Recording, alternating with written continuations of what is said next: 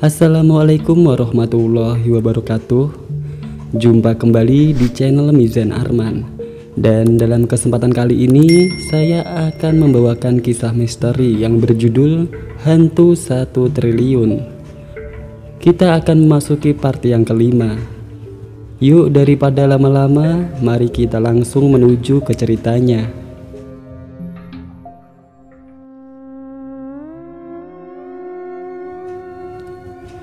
Saat mataku terpejam dan gelap, sukmaku terasa ada yang menarik keluar dari ubun-ubun. Rasa sakit tiada tara yang ditimbulkan oleh leak itu seakan sudah hilang bersamaan tertutupnya mataku. Saat aku sudah merasa berdiri, aku melihat tubuhku memakai baju putih bersih dan bercahaya. Di saat aku berdiri tepat di depan jasadku, kedua tanganku langsung digandeng dua orang yang tampan dan rupawan. Aku dibawa berangkat pergi. Saat itu aku pun tak pernah bertanya kepada mereka, mau dibawa kemana sebenarnya aku ini. Aku sendiri bagai kerbau yang dicongok hidungnya saat mengikuti mereka berangkat. Pertama, mereka membawaku melewati lorong gelap. Lorong itu di ujung tengahnya terlihat ada setitik cahaya keputihan. Kami bertiga semakin mendekat dan terlihat semakin besar lingkaran cahaya itu di hadapan kami. Sampai tibalah lubang itu kami lalui dan mendapati suatu tempat yang luas. Suatu tempat yang datar dan lapang tapi tak bertepi.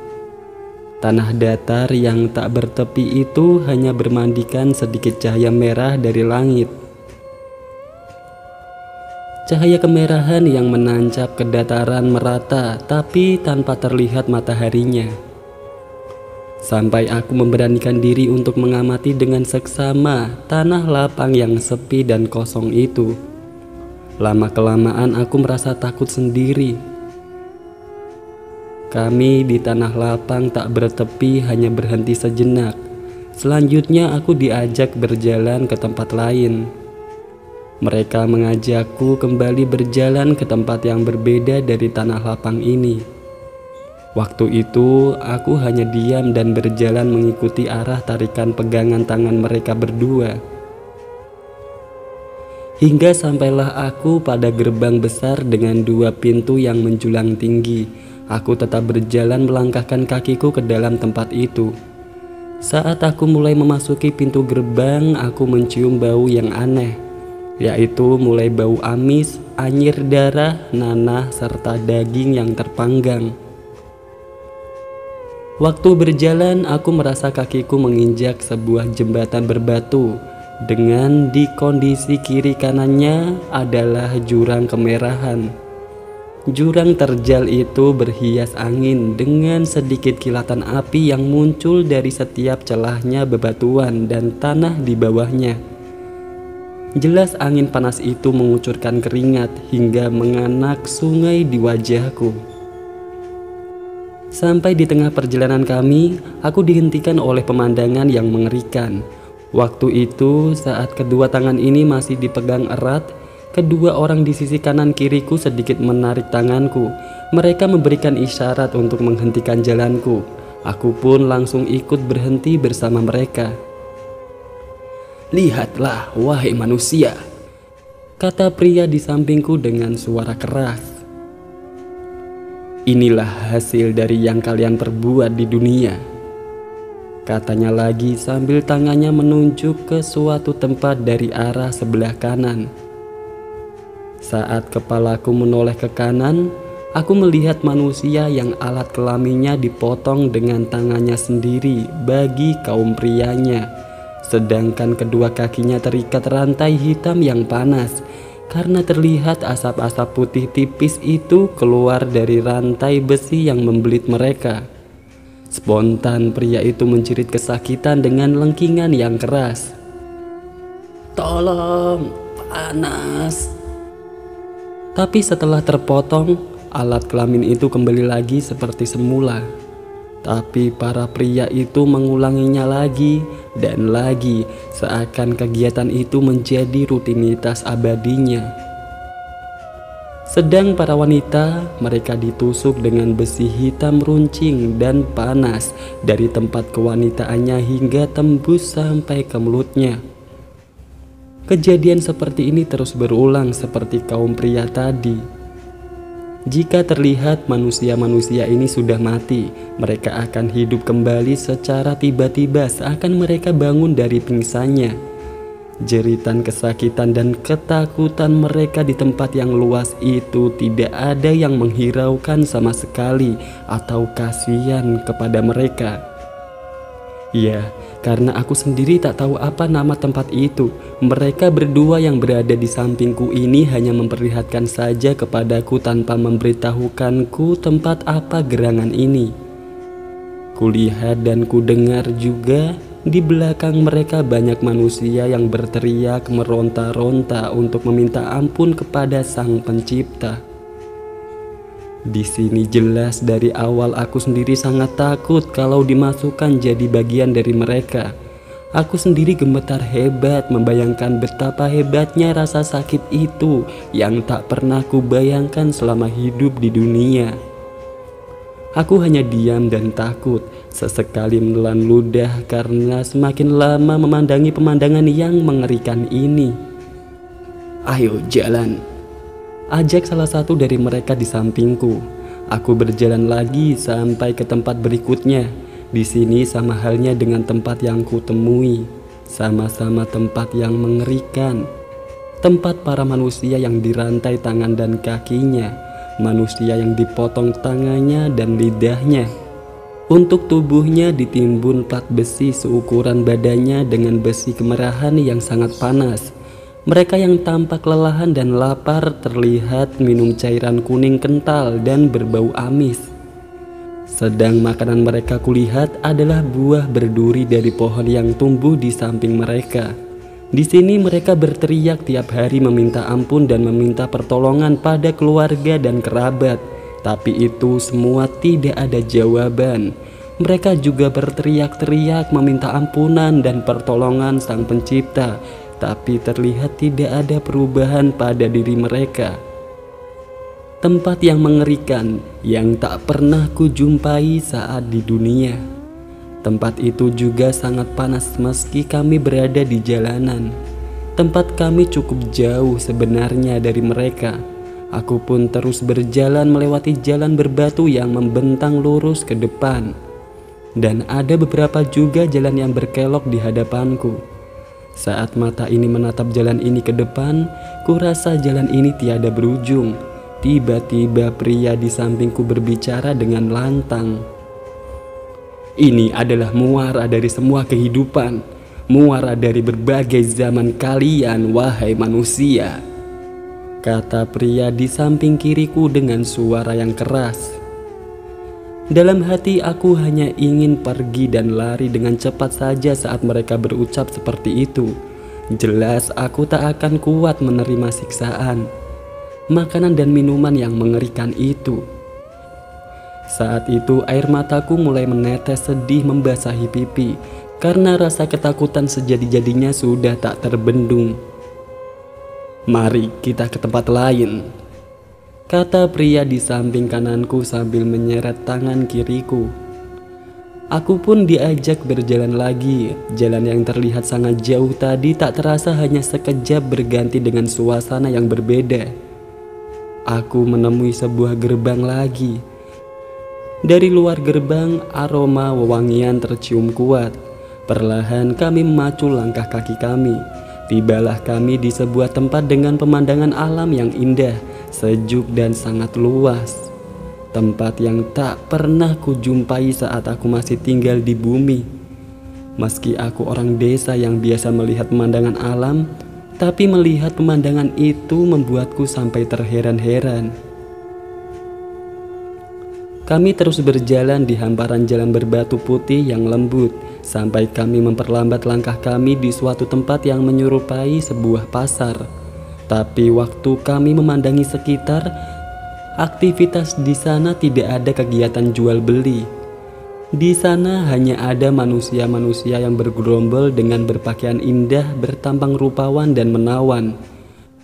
Mereka terlihat muda semua di sini, tidak ada yang tua satupun.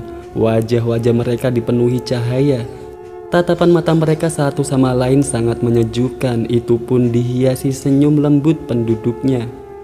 Aku sendiri sangat merasa nyaman dan betah tinggal di sini. Karena kulihat semua penduduk di sini hanya terlihat bahagia dan sukacita. Tidak ada kesedihan, ketakutan, dan penyiksaan seperti di tempat pertama yang kujumpai. Aku dan kedua pria tadi langsung melanjutkan perjalanan yang indah itu. Di jalan yang tetap berbatu putih bersih seakan melewati awan yang padat berisi. Sampai akhirnya langkah kami dihentikan oleh beberapa orang di depan kami. Di situ ada 4 orang, 1 orang yang pernah ku kenal, 1 lagi yang sangat istimewa dalam hidup dan keyakinanku. Untuk orang ketiga dan keempat, aku sendiri tidak mengenal mereka. Iya, guruku yang pernah mengajari banyak ilmu padaku waktu di dunia. "Wahai manusia, berhentilah sejenak, kemarilah," katanya dengan tangannya melambai ke arah kami. Aku bersama 2 orang ini pun mendekat perlahan dan menyalami mereka satu persatu. Diiringi senyum keempat orang tadi bercampur, aku pun demikian ikut tersenyum dengan perasaan bahagia yang tak bisa dilukiskan kata-kata lagi. "Nak, kamu sudah sejauh ini," kata guruku sambil memandangi ke arahku. "Iya guru, saya juga tidak tahu kalau sudah seperti ini," jawabku sambil sedikit menundukkan kepala ini. "Nah, belum waktunya kamu kesini. Memang itu adalah tempatmu suatu saat nanti," kata guruku yang mulai mendekat kepadaku. "Wahai manusia yang beruntung, kembalilah. Memang benar apa yang diucapkan gurumu ini. Semoga kelak engkau bisa berkumpul dengan kami," kata pria rupawan dan bercahaya yang memimpin keempat orang tadi. "Jalanilah sisa hidupmu dengan imanmu sesuai yang diajarkan oleh agamamu dan nabimu," tambah pemimpin rombongan tersebut. "Hai para penjaga, antarkan kembali si fulan ini," perintah pemimpin itu kepada kedua pria yang berada di samping kanan kiriku.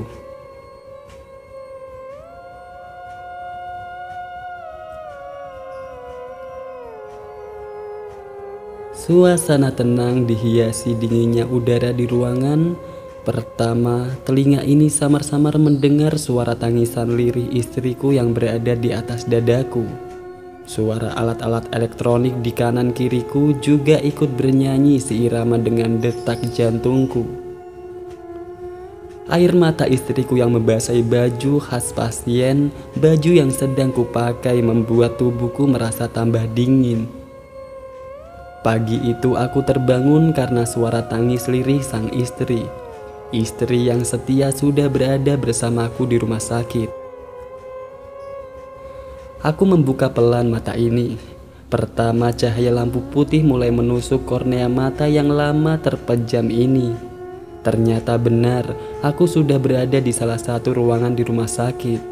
Pertama, aku lihat tubuhku sudah bersih dan berpakaian ala pasien yang sedang koma, dan memandangi wajah istriku yang sembab penuh dengan air matanya. Tapi aku merasa di dalam tubuhku ini masih panas sekali. Seakan tangan dan kuku leak malam itu masih menancap dalam tubuh ini. Mas. Tangis pelan dan panggil istriku. "Iya Bu," jawabku sambil membuka mataku pelan-pelan dengan berat. "Ada apa ini Bu? Kok aku ada di sini?" "Panjang ceritanya Pak." "Syukurlah Pak, Bapak sudah sadar," jawab istriku. "Bapak sudah tidak sadar 3 hari di sini Pak." Aku yang masih bingung dan mencoba mengingat saat kejadian terakhir aku bertempur melawan leak yang bersemayam di tubuh Anel. Saat aku terdiam, pikiranku mencoba mengingat kembali kejadian terakhir dan apa yang terjadi terhadapku. Sudahlah Pak, akhiri saja membantu bule itu. Kalau ujung-ujungnya nyawa Bapak yang akan jadi taruhannya, kata istriku yang masih sedih. Jangan Bu, kasihan Ane sudah menderita selama ini. Seumpama Bapak mundur Bu, mereka juga akan bingung mau mencari kemana lagi. Sedangkan Ane sendiri sudah yatim piatu sejak kecil Bu, jelasku untuk meyakinkan istriku. Ibu tahu kan, anak yatim piatu adalah anak penghulu umat ini, anak Nabi kita Bu. Di sini aku tak memandang kepercayaan, asal, ras, kaya atau miskinnya Ane. Aku akan tetap membantu Ane, sepenuh hati bantu Bu, terangku sambil menatap mata istriku. Sudahlah Pak, kita masih punya anak kecil. Ibu gak mau Bapak tinggal, apalagi Bapak sudah dibuat kayak gini sama layak Mbak Ane. Bu, Bapak janji akan coba sekali lagi. Jika gagal, Bapak akan mundur. Berilah Bapak kesempatan terakhir untuk membantu Mbak Ane. Kasihan Mbak Ane Bu. Istriku hanya diam, diiringi wajah cemberut dan jengkel sangat kepadaku, karena aku sudah tidak bisa diingatkan lagi. Ya sudah, janji satu kali ini saja ya Pak, pinta istriku dengan tatapan tajamnya. Kepalaku hanya sedikit bergerak sedikit, menandakan aku setuju dengan permintaan istriku. Selanjutnya ia memainkan tangannya dengan mengelus-elus dahiku, disertai siraman air mata yang menetes di pipinya. Suasana kami berdua di ruang ICU, karena ruangan ini hanya diperbolehkan satu orang dari keluarga untuk menjaga. Waktu itu aku merasa badanku masih terasa panas terbakar. Aku segera minta air putih kepada istriku. Aku minta air yang diberi beberapa buah dan daun untuk proses penyembuhan, hal yang tak masuk akal dalam dunia medis. Beberapa saat istriku datang membawa air putih itu yang diisi beberapa daun dan buah seperti yang kuinginkan. Sesaat aku bacakan doa sendiri dan membasuhkannya ke sekujur tubuhku dibantu istriku. Saat itu badanku kurasa masih sangat panas. Untuk keadaan Tono, Andi, Ane, serta bodyguardnya, aku sendiri belum tahu. Saat itu aku sudah tak sadarkan diri selama 3 hari. Bisa dikatakan koma, mati suri atau sekarat lah. Pak, Ibu tinggal pulang sebentar ya. Di sini juga ada Joko tuh, juga jagain mertuanya. Kalau ada apa-apa, bisa minta tolong ke Joko atau susternya Pak, terang istriku. Oh iya, nggak apa-apa Bu. Setelah itu istriku meninggalkan aku sendirian di ICU. Sekilas aku melihat memang beberapa pasien semuanya hanya ada satu orang di sampingnya, karena di ruangan ini hanya diperbolehkan satu orang yang jaga dari keluarga masing-masing. Aku berpikir, ini kan serangan gaib, ngapain juga aku dibawa kemari? Toh nanti juga akan cepat sembuh kalau dikasih ramuan atau doa-doa. Mungkin kepanikan dan ketidaktahuan orang saat itu sehingga aku dibawa ke rumah sakit ini. Waktu aku diam melamun, satu suster menghampiriku. Pak, sebentar lagi Bapak akan dipindah ke ruang rawat inap Melati ya Pak, karena Bapak sudah sadar dan membaik, kata suster yang menghancurkan lamunanku di kamar ICU sendirian. Iya sus. Maaf Pak, keluarga Bapak kemana ya? Kok saya panggil tidak ada yang datang? Istri saya barusan pulang sus, jawabku singkat. Oh ya sudah, nanti sambil nunggu istri Bapak datang dulu ya sebelum pindah, sekalian mengurus administrasinya. Setelah suster itu pergi, aku kembali terbaring bengong dan melamun lagi yang tak jelas. Masih memikirkan atas tindakan bodohku, yaitu nekat lawan leak Ane yang super duper itu, dan masih mengingat-ingat akan teka-teki dari rumah Mbak Salman. Waktu masih di ruang ICU, aku merasakan tubuhku yang habis kubasuh dengan air tadi sudah mulai membaik, dan rasa panas dari dalam tubuhku juga mulai menurun. "Mas Umar," sapa Joko pelan yang sudah berdiri di sampingku dan berhasil membuyarkan lamunanku yang kedua kalinya. "Oh, kamu Jok. Lagi ngapain kamu di sini?" Tanyaku pelan dengan memandangi wajah kawan lamaku ini untuk memastikan bahwa dia ialah benar-benar Joko temanku. "Itu Mas, nungguin mertua sedang sakit," jelas Joko sambil menunjukkan lokasi mertuanya di ruangan. "Sakit apaan Jok?" "Biasa Mas, sakit tua. Sudah jadi rutinitas ibu keluar masuk rumah sakit," jawabnya dengan senyum tipis yang menyembunyikan sesuatu. "Mas Umar sakit apa? Kok bisa nyampe sini?" "Ah, biasa Jok, sakit perut," jawabku sambil bercanda menyembunyikan apa yang sebenarnya terjadi. "Ah, bisa saja Mas Umar ini sakit perut kok masuk ICU." Waktu itu Joko di samping ranjang pasienku tidak terlalu kepo akan sakitku. Padahal berbagai peralatan elektronik digital dan manual masih banyak menempel pada tubuhku ini. Mungkin karena Joko sendiri sudah banyak pikiran dan beban atas sakit yang diderita oleh ibu mertuanya. "Sudah lama Mas gak ketemu, ketemu malah di sini," terang Joko yang sudah duduk di sampingku. "Jodoh emang gak akan kemana Jok." Aku dan Joko berteman sudah cukup lama. Joko adalah pengepul dan penjual ikan di pasar yang biasa ambil ikan dariku dan istriku. Dia adalah orang kaya di daerah selatan kota ini, di daerah industri. Kekayaannya dari bidang tanah dan sawah di daerah industri tersebut sampai-sampai mereka sering lupa di mana letak sawah-sawah itu dan perkebunannya. Mereka hanya tahu sertifikat tanah di tumpukan almarinya, mungkin karena banyaknya lahan dan jarangnya mereka ke lokasi lahan. Sepengetahuanku dulu kegiatan mereka hanya bersenang-senang bersama keluarga kecilnya. "Sudah lama mertua kamu di sini Jok?" tanyaku penasaran.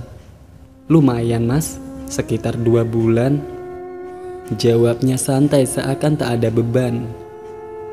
"Gila, di ruang ICU sudah 2 bulan. Spontan aku kaget. Jika dipikir dengan akal sehat, setauku rata-rata jika orang masuk ICU biasanya hanya 1-2 minggu. Kalau enggak mati, ya pindah kamar untuk proses penyembuhan berikutnya. 1 bulan pasien di ruangan ini saja jarang-jarang ada, ini malah 2 bulan. Ini ada orang sampai kerasan di ICU sampai 2 bulan. Rekor baru di ruang ICU saat itu." "Memang sakit apaan Jok, kok sampai segitunya?" "Gini Mas, saya kasih tahu, tapi jangan bilang-bilang ke orang-orang Mas, khususnya orang-orang di pasar Mas. Saya malu Mas, nanti dikiranya saya anak gak berbakti sama orang tua," kata Joko serius tapi dengan suara lirih. "Oke Jok, kamu kira aku ini siapa? Aku gak akan ember kok," kataku meyakinkannya. "Jadi awalnya begini Mas. Mas Umar kan tahu kami dari keluarga banyak tanah dan kebun. Kejadian ini berawal 10 tahun yang lalu Mas. 10 tahun yang lalu mertuaku mempunyai 1 bidang tanah seluas 30 hektar. Saat itu lahannya mau dibeli seseorang. Rencananya tanah itu akan dipakai untuk pabrik baru. Katanya sih dari rumor yang beredar, tanah mertua bakal dipakai untuk pengembangan pabrik. Akan tetapi rencana orang itu berbeda dengan kemauan mertuaku, khususnya ibu. Ibu mertuaku sangat menentang keras saat tanahnya yang mau dibeli orang itu. Karena rencananya ibu mau membangun yayasan sosial. Karena memiliki sebuah yayasan sosial itu adalah mimpi dari ibu sejak kecil. Mas Umar sendiri kan juga tahu gimana mertuaku. Mertuaku kan orang yang sangat taat beragama dan sangat berjiwa sosial tinggi di lingkungan sekitar. Ibu mertua juga sangat baik kepada masyarakat sekitar. Aku hanya menganggukkan kepala saja waktu itu mendengar penjelasan Joko. Memang benar juga apa yang dikatakan Joko. Mertuanya memang sangat baik. Bahkan para tetangganya juga pernah bilang kepadaku tentang banyak kebaikan keluarga Joko yang sudah terkenal. Sejak kejadian penawaran tanah yang tidak disetujui oleh ibu mertuaku jatuh sakit, Mas. Saat kami memeriksakannya ke rumah sakit waktu itu, ibu mertuaku didiagnosis banyak penyakit. Aku sendiri heran, Mas. Padahal selama ini ibu tidak memiliki riwayat sakit apapun. Tapi tiba-tiba dokter memvonis penyakitnya banyak. Intinya ibu mertuaku komplikasi. Tak puas dengan jawaban dokter tadi, Mas, aku dan istri mencoba memeriksakannya di kota besar, Mas, yang peralatannya lebih bagus dan modern. Kan janggal, Mas. Masa tiba-tiba didiagnosis penyakitnya banyak hingga komplikasi? Tapi apa boleh buat, Mas? Saat kami ketahui dari rumah sakit yang besar itu hasilnya sama. Saat itu aku dan istriku mengira sudah final diagnose para dokter ini. Akhirnya aku dan istri pasrah akan hal buruk yang menimpa keluarga kami. Sejak kami di rumah sakit yang di kota besar, ibu mertuaku hanya bisa berbaring di tempat tidur. Aku dan istriku serta saudaraku yang satunya bergantian merawat beliau. Intinya 2 orang anak ibu yang bergantian menjaga dan merawatnya. Siang malam kami merawat, tak kenal lelah sambil mencari berbagai pengobatan medis ataupun non-medis, Mas. Tapi semua itu jawabannya sama, terkena penyakit banyak, akhirnya komplikasi. Mirisnya lagi, keseharian ibu mertuaku, beliau mulai dari makan, minum, mandi, dan buang air dan sebagainya kami yang menangani. Seperti merawat bayi, Mas. Sampai suatu saat aku sebagai menantu merasa jenuh dan bosan juga. Tapi aku sebagai anak akhirnya sadar bahwa sifatku itu salah.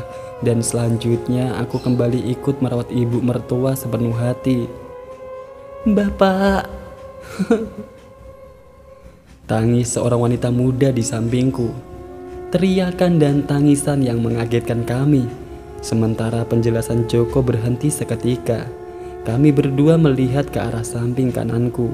Dengan sigap, para perawat di ruangan ini berjalan cepat memeriksa pasien pria yang berumur 60-an tahun itu.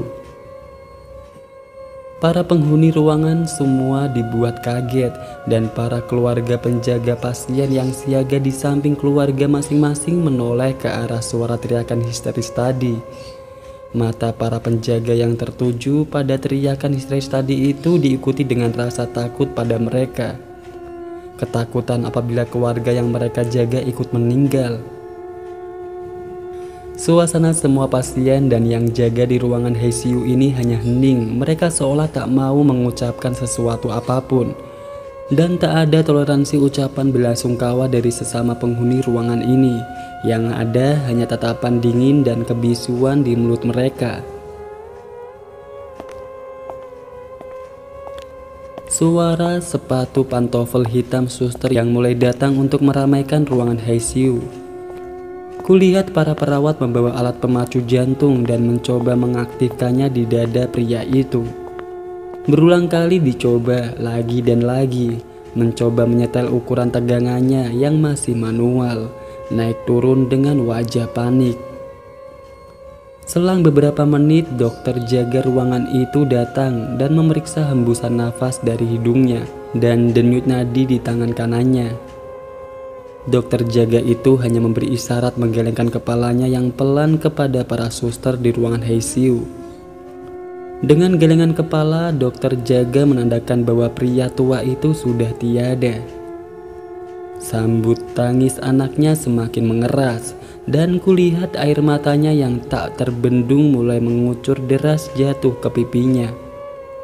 Wanita muda itu langsung didekap salah seorang suster untuk menenangkannya. "Diikhlaskan saja, Mbak," kata suster itu untuk menenangkan anak dari almarhum.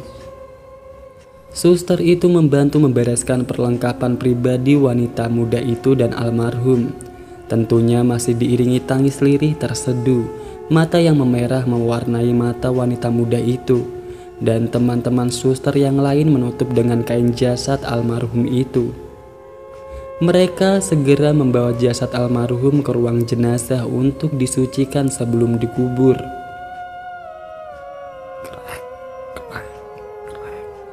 Suara ranjang pasien almarhum dibawa keluar ruangan ICU yang didorong dua suster, diikuti wanita muda yang menangis tadi di belakangnya. "Aduh Jok, sampai takut aku," jelasku ke Joko sambil mengingat kejadian waktu Sukmaku ditarik keluar dua orang pria yang tak ku kenal. Membayangkan malaikat maut yang selalu siaga di tempat ini dengan membawa tombak skrim yang besar dan tajam di tangannya. "Santai saja Mas, aku sudah terbiasa di sini. Biasanya rata-rata dalam sehari 4-8 orang meninggal Mas," jelas Joko dengan tenang. "Aduh, kayak ruangan pembantaian Jok kalau di sini," spontan jawabku kaget. "Ya namanya ICU Mas, lebih urgent daripada OGD dan ICU," jelas Joko yang masih tenang dan terbiasa akan keadaan di sini. "Terus cerita tentang mertua kamu tadi gimana Jok?" tanyaku yang penasaran. "Jadi begini Mas," Joko mulai melanjutkan penjelasannya. 2 bulan lalu Mas, kondisi ibu di rumah semakin menurun. Padahal biasanya bisa bicara dan matanya terbuka. Saat itu kami semua panik dan akhirnya kami membawa ibu mertua ke rumah sakit ini Mas. Sekarang ya bisa lihat sendirilah Mas, matanya sudah sering terpejam. Bicara pun kepadaku dan istriku sudah sangat jarang sekali. Apalagi kemarin, waktu anak-anak melihat dari luar ruangan ini, ibu seakan tak mau menghiraukannya. Sehingga cucu-cucunya ikut sedih dan menangis waktu melihat nenek mereka. Padahal anak-anak berharap bisa seperti dulu, masih ingin bermain dan bercanda dengan neneknya. Kemarin dengan situasi seperti itu, harapan anak-anak yang ingin melihat senyum dan keceriaan neneknya pupus sudah. Saat ini ibu mertuaku yang sudah lama tidur di sini membuat semakin aku tidak tega Mas. Mata Joko mulai berkaca-kaca dan suaranya menjadi parau.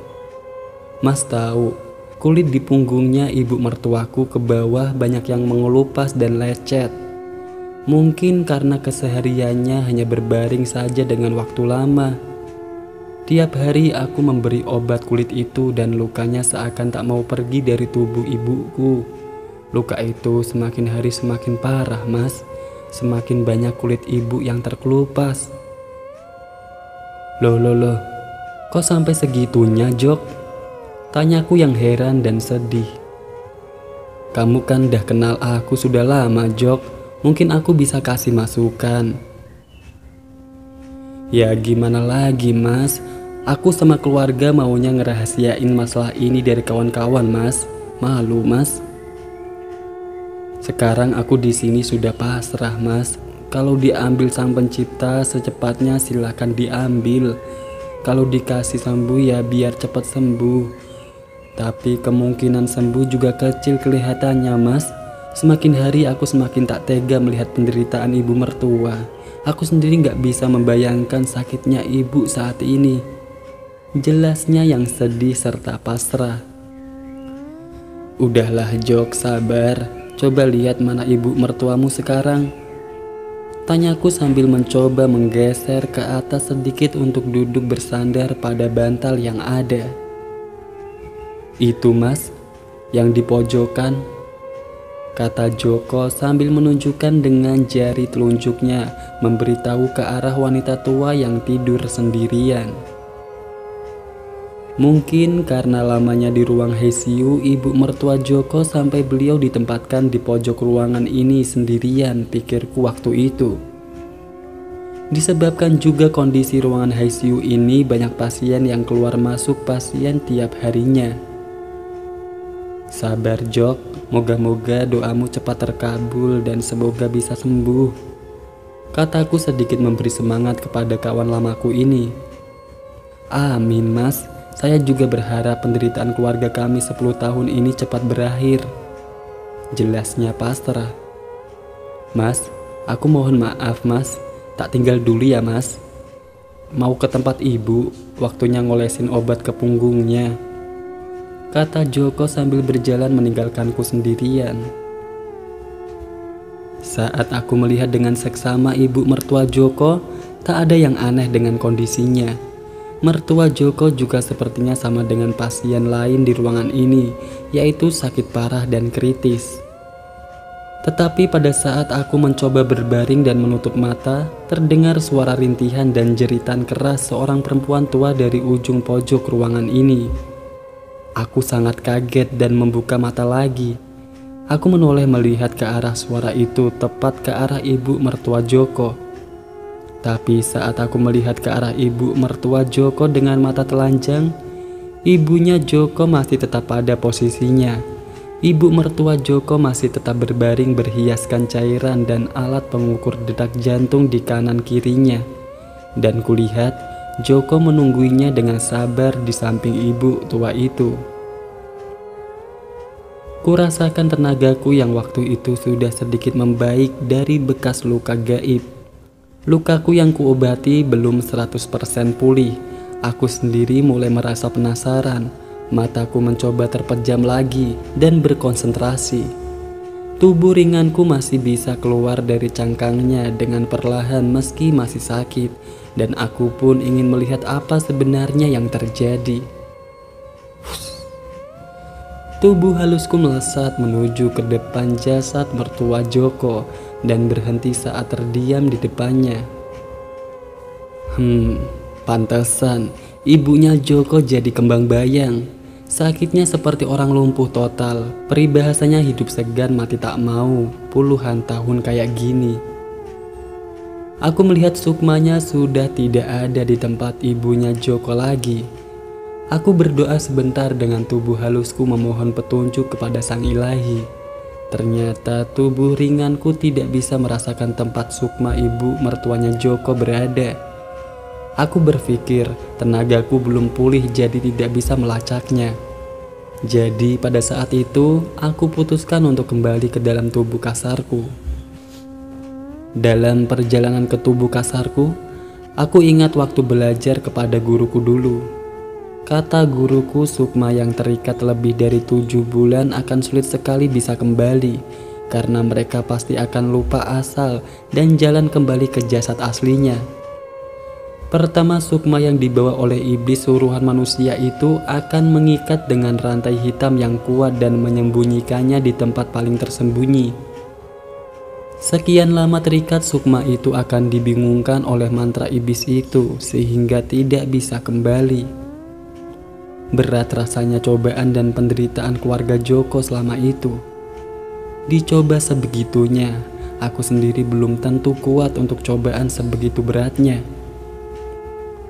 Di sini aku belum berani memberitahukan apa yang sebenarnya yang terjadi kepada Joko dan keluarganya. Takut mereka yang tidak percaya akan hal ini, dan aku takut juga nanti dibilang aku orang yang sesat. Serba salah juga posisiku waktu itu. Mau membantu baik-baik takut fitnah, tidak membantu juga takut dosa.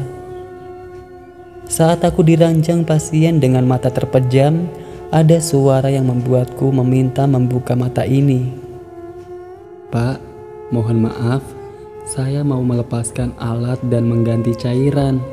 Suara suster yang membangunkanku dari kesendirianku. Aku mengamati dan diam saat 2 suster itu mulai melepaskan berbagai alat yang menempel di dada dan bagian tubuhku yang lain. Mereka sangat berhati-hati dan pelan saat melepaskannya. Sepertinya takut kalau aku kesakitan saat alat ini dilepas dari tubuhku. Baik Pak, sudah selesai. Silahkan istirahat kembali. Alhamdulillah, aku bisa secepatnya pindah dari ruangan kematian ini.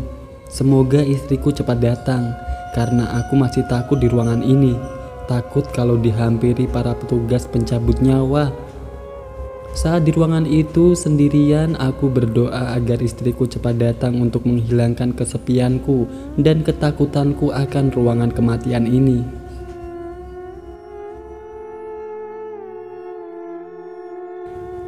Akhirnya aku tertidur lagi sendirian di ranjang pasien. Mata ini mulai tertutup kembali di saat lelah menunggu istri tercinta kembali ke ruangku.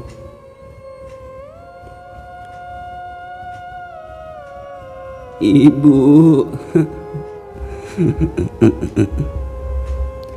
Suara tangis lelaki setengah baya. Suara tangis itu yang membuat aku terbangun dari tidur singkat ini. Saat mata ini sedikit terbuka sambil tetap terbaring, kulihat pria ini sudah mengikuti satu orang suster yang mendorong ranjang pasien ibunya. Padahal sebelumnya pasien ini ada di sebelah kanan ranjangku. Sekarang ibu tua itu sudah menjadi mayat. Inilah ruangan kematian yang selalu kubenci dan tak kuinginkan.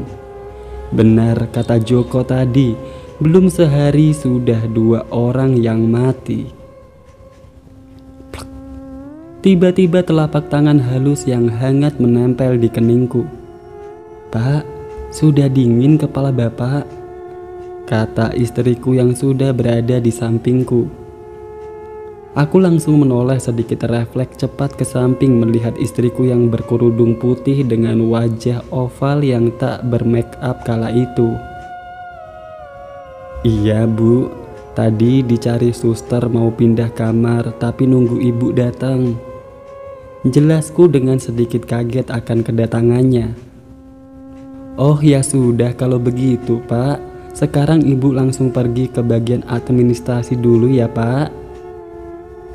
Aku hanya menjawab dengan anggukan kecil saja kala itu.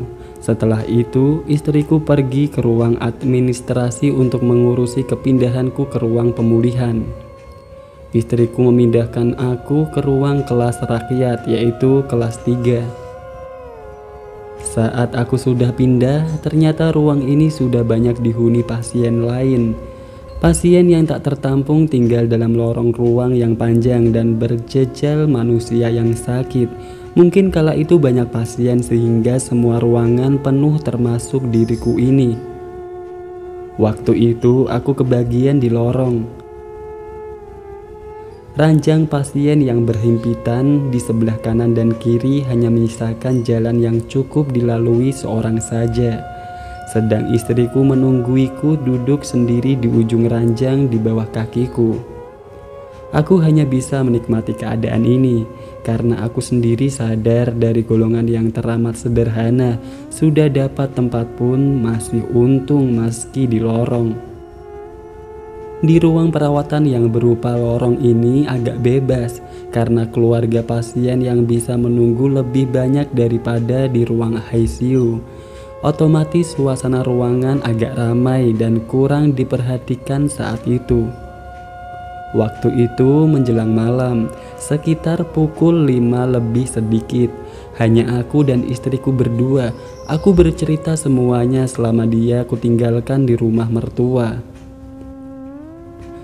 "Mas Umar?" teriak lirih suara Tono dari ujung yang berjalan cepat memimpin rombongan tamuku menyibak ranjang pasien yang padat. Rombongan ini terdiri dari Andi, Tono, Imron, dan Ane. Terlihat dari jauh datang berjalan menjengukku ke ruang kelas 3. Raut wajah Andi dan Ane yang tak terima melihat aku dirawat di ruang dengan banyak orang berjejalan. "Mas, gimana kondisinya sekarang?" tanya Andi yang sudah berada di sampingku. "Alhamdulillah Mas, sudah baikan kok," jawabku dengan tenang. Saat itu rombongan Ane yang tiba-tiba menjadi pusat perhatian di lorong rumah sakit karena ada bule nyasar. Gerak-gerik mereka sendiri juga tidak nyaman dengan kondisi mereka sendiri saat jadi pusat perhatian. Semua pengunjung dan sebagian pasien melihat rombongan kami dengan pandangan sinis. Bisik-bisik mereka akan kehadiran rombongan Ane sedikit terdengar oleh kami. Bahkan para suster dan dokter jaga waktu itu memandangi kami, karena ruangan ini terbuka dan langsung bisa terlihat ke pos suster dan dokter jaga. Tatapan mereka seakan ada hal baru di tempat kerja mereka. "Mas, pindah ruangan saja yuk," pinta Andi yang mulai risih dengan keadaan sekarang ini. "Pindah kemana, Mas?" tanyaku polos. "Ya pindah ke ruangan tersendiri, Mas, biar Mas Umar nyaman. Kami juga nyaman kalau jenguk Mas Umar," pinta Andi yang sudah mulai tak nyaman di sampingku. "Nggak usah, Mas, di sini saja. Toh cuma beberapa hari saja. Habis itu aku pulang," jelasku meyakinkan. "Ya bukan begitu, Mas Umar. Kasihan istri Mas Umar juga kalau nungguin di sini," sahut Ana yang memakai bahasa Indonesia. Istriku menoleh ke arah Ana, menatap wajah putihnya dan sedikit melempar senyum manisnya. "Sudahlah Mas Umar, ini demi kami juga. Kami ingin Mas Umar cepat sembuh," paksa Andi. "Gak apa-apa Mas, di sini juga nanti sembuh kok. Bentar lagi juga pulang." Langkah tak terduga dari mereka. Ana mengajak berjalan dengan menggandeng Andi dari samping tempat tidurku. Dia dibawa ke ruangan depan sebagai teman untuk memindahkan aku dengan paksa ke ruangan VVIP tanpa persetujuanku dan tanpa kompromi dengan keluargaku lagi.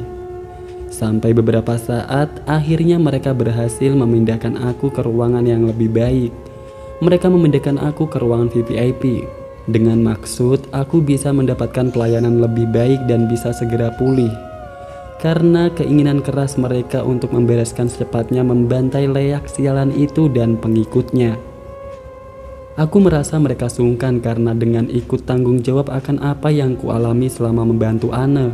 Sikap Andi dan Ana kepadaku saat itu, aku sedikit merasa tak enak karena inilah resiko dalam membantu tanpa mengharap lebih sebenarnya. Setelah sampai di ruang VVIP itu, mereka semua duduk berjajar di sampingku karena kursi di ruangan tersedia 5 buah. Mereka duduk berkumpul termasuk si Ana yang berada di samping kepalaku. Tadinya istriku dari kemarin yang pertama kulihat sedih dan cemberut sedikit terhibur karena bebannya diringankan sama kawan-kawan. Pertama Imron membuka pembicaraan. Imron mencoba menjelaskan kejadian setelah kami semua pingsan dan aku yang ikut pingsan serta bersimbah darah. "Kenapa Mas Umar kok bisa ikut pingsan saat menjelang subuh itu, Mas? Berdarah-darah pula," tanyanya Imron membuka pembicaraan. "Gini Pron, saat itu aku kalah sama leak itu. Karena kondisi badanku yang kurang fit dan persiapannya juga belum matang Pron," jelasku. "Oh lain kali jangan gitu Mas, kami khawatir dan takut semua waktu itu Mas," kata Imron. "Iya Pron, maaf ya buat kamu khawatir." "Iya Mas. Memang waktu itu kok bisa kamu yang nolongin aku sama rombongan Tono saat kami masih berada di ruang tamu?" tanyaku penasaran. "Jadi gini Mas, waktu kawan-kawan pemuja ilahi dan aku mau menjalankan sholat malam di musola depan rumah Mas Umar, kami melihat kendaraan Mas Andi masih tetap di depan rumah Mas Umar. Kendaraan itu sampai menjelang subuh tetap berada di depan rumah Mas Umar. Saat itu aku dan kawan-kawan pemuja ilahi curiga. Aku sendiri akhirnya memberanikan diri mencoba mengintip dari jendela rumah Mas Umar. Sekilas aku melihat orang-orang di ruang tamu pada tidur semua. Lalu aku beranikan diri untuk masuk ke rumah Mas Umar. Waktu itu pertama kali masuk ruang tamu Mas Umar gelap, tapi aku lihat semua pada tidur semua. Situasi itu yang membuat aku penasaran Mas. Aku melihat sedikit ada darah di lantai yang terlihat dari sorot lampu neon teras Mas Umar. Saat itu ruang tamu Mas Umar sepi dan minim penerangan, Mas. Saat itu aku ambil inisiatif untuk menyalakan lampu ruang tamu. Waktu ku nyalakan lampu di ruang tamu Mas Umar, pemandangan yang sangat miris yang pertama kulihat, Mas. Aku lihat Mas Umar bersimbah darah di sekujur tubuh dan darah yang mengenang di sekitar lantai tubuh Mas Umar yang pingsan. Sedangkan yang lain terlihat tergeletak tertidur tak beraturan olehku. Setelah ku amati baik-baik ke arah Tono dulu, serta ku pastikan dengan memanggil-manggil, ku pastikan agak lama dan ternyata Tono pingsan, Mas. Akhirnya aku lari memanggil kawan-kawan pemuja ilahi karena aku sendiri takut akan kondisi di ruang tamu Mas Umar. Setelah itu kawan-kawan pemuja ilahi yang lain pada datang dan membantuku untuk memastikan keadaan semuanya di rumah Mas Umar. Kami pertama kali mencoba membangunkan Tono dulu, Mas, dengan minyak kayu putih dan wewangian yang kami bawa. Setelah itu kegiatan ini bergilir sampai bodyguard Mbak Ane. Alhamdulillah semuanya hanya pingsan, Mas, kecuali Mas Umar. Mas Umar saat itu kondisinya terlihat sangat kritis dengan darah yang masih mengalir dari hidung Mas Umar. Aku dan kawan-kawan pemuja ilahi secepatnya melarikan Mas Umar ke rumah sakit terdekat untuk Mas Andi, Tonom, dan Mbak Ane serta bodyguardnya diantar kawan-kawan pemuja ilahi ke rumah mereka masing-masing, Mas. Setelah aku selesai mengantarkan Mas Umar ke rumah sakit, aku baru ke rumah mertua Mas Umar dan memberitahukan semua ini pada istri Mas Umar.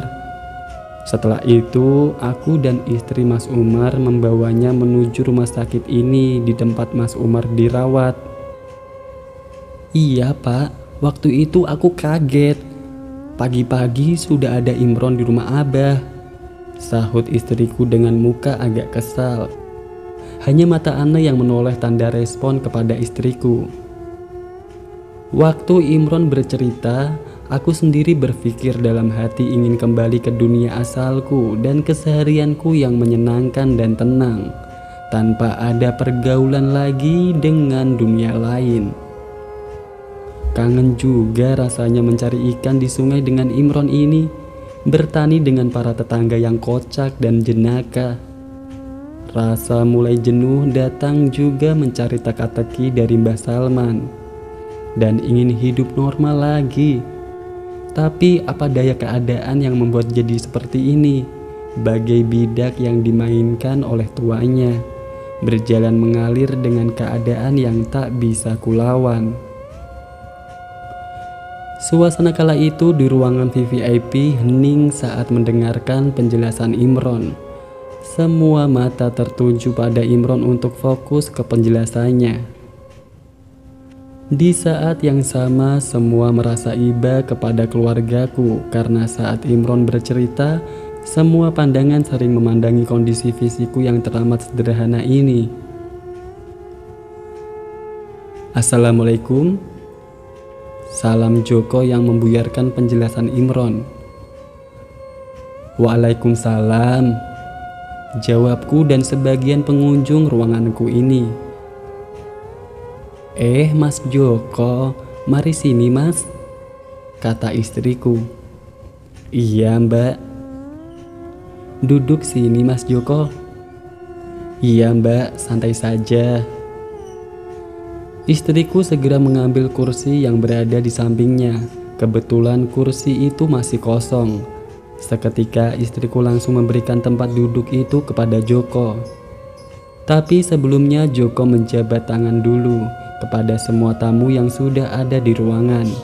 Tak lupa Joko sedikit melempar senyum tipisnya kepada mereka. Selesai itu, Joko akhirnya duduk bersebelahan dengan istriku dan mulai ikut mendengarkan pembicaraan kami. Ya itu Mas, akhirnya aku mengantarkan istri Mas Umar langsung ke UGD untuk penanganan pertama. Jelas Imron menyambungkan penjelasannya tadi.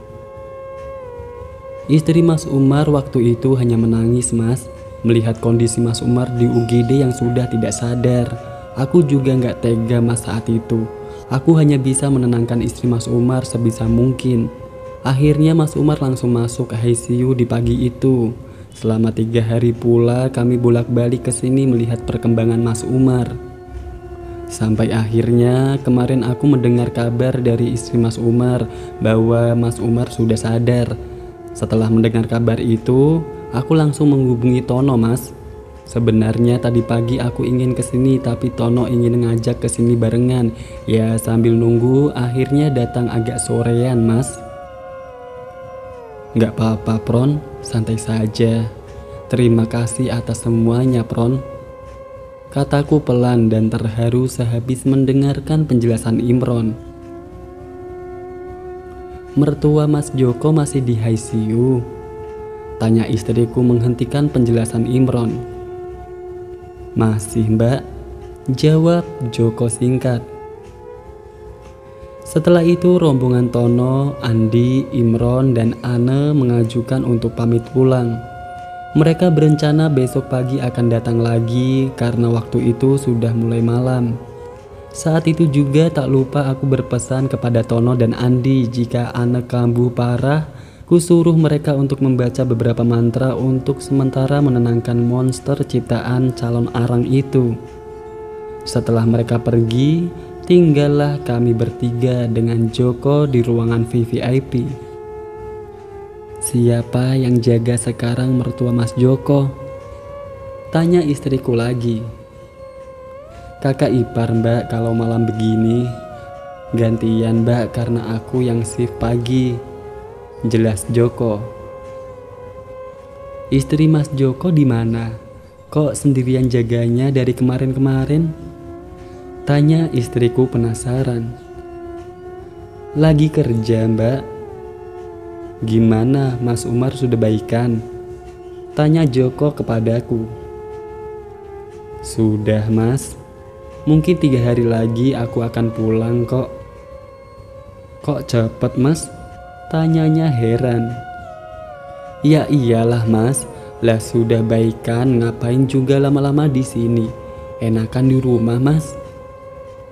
Oh, iya bener juga, Mas. Ucap Joko sambil menganggukkan kepalanya. Mas, kok ada bule sampai kesasar ke sini? Itu apanya Mas Umar? Tanya Joko lagi penasaran. Oh itu, bulenya namanya Ane, Mas. Dia dari Eropa. Ada urusan apa, Mas? Dia kok sampai kenal Mas Umar? Di ruang VVIP yang tinggal kami bertiga, aku jelaskan sedikit kepada Joko tentang masalah Ane yang sedang dia hadapi. Joko hanya duduk diam dengan tatapan penasaran terhadapku dan mendengarkan dengan seksama ceritaku sampai selesai tentang keadaan Ane saat itu. Oh, jadi begitu, Mas. Pantasan jauh-jauh datang kemari. Gimana keadaan mertua kamu, Jok, sekarang? Tanyaku untuk mengalihkan topik pembicaraan kami. Ya begitulah, Mas. Barusan habis dari Pak Yai juga cari alternatif. Bagus itu, Jok, kataku. Tapi ini sudah kesekian ratus kali, Mas, gak ada perubahan juga, kata Joko yang mulai putus asa. Hah? Maksudnya gimana, Jok? Aku dan istriku udah putus asa sebenarnya, Mas, cari pengobatan untuk ibu mertua. Istriku berencana mau cari dukun hitam. Waktu terakhir tadi sama istriku karena sudah merasa tidak ada pilihan lain, Mas. Terang Joko. Aku di sini kaget dengan pernyataan Joko malam itu, karena dia dan keluarganya adalah orang yang taat beragama dan saat itu mau minta pertolongan kepada selain Tuhannya yang Maha Esa. Di sini lagi-lagi jiwa kemanusiaanku terpanggil dalam keadaan terpaksa untuk menyelamatkan iman kawanku ini. Aku mengingat-ingat waktu masih berguru dengan Tono dulu saat pembahasan bab itu, malam 10 terakhir saat bulan Ramadan. Sang guru saat itu membahas tentang sakit kelumpuhan terutama. Kami disuruh untuk membaca salah satu surat di juz 13. Pembacaan shot itu ada beberapa ketentuan, yaitu di bilangan ganjil dan harus ada anak ahli waris sendiri yang membacanya. Pembacaan itu juga harus di depan orang yang sakit, dibaca pelan dan jelas. Saat itu aku berkata, "Mas Joko, coba buka kitab suci Al-Quran dan baca di surah di juz 13 di samping ibu mertua Mas Joko selama 3 hari ke depan. Itu ada di juz 13, Mas. Tapi yang baca harus anak kandung ibu mertua Mas Joko, seperti istri dan kakak ipar Mas Joko sendiri. Jika sampai di hari ketiga mertua Mas Joko belum ada perubahan, Mas bisa temui aku lagi untuk mencari solusinya. Ya, mudah-mudahan ini ada hasilnya, Mas," kataku sambil berusaha untuk menyelamatkan imannya. "Iya, Mas, cara itu belum kucoba," kata Joko yang mulai semangat. "Udah, Mas, cepat bacakan biar ada perubahan." "Iya, Mas, akan kusampaikan ke kakak iparku malam ini juga. Semoga kakak iparku tidak ngantuk malam ini, Mas," katanya dengan mengakhiri pembicaraan kami di ruanganku. Setelah itu Joko pun pergi ke ruangan ibu mertua yang sedang dijaga kakak iparnya, dan kakak iparnya yang mulai membacakan sendirian di depan ranjang ibunya. Waktu itu kondisi mertua Joko masih sadar, tapi matanya tertutup terus tanpa mau mencoba membuka sama sekali. Hanya suara lirih yang tak jelas yang keluar dari bibirnya.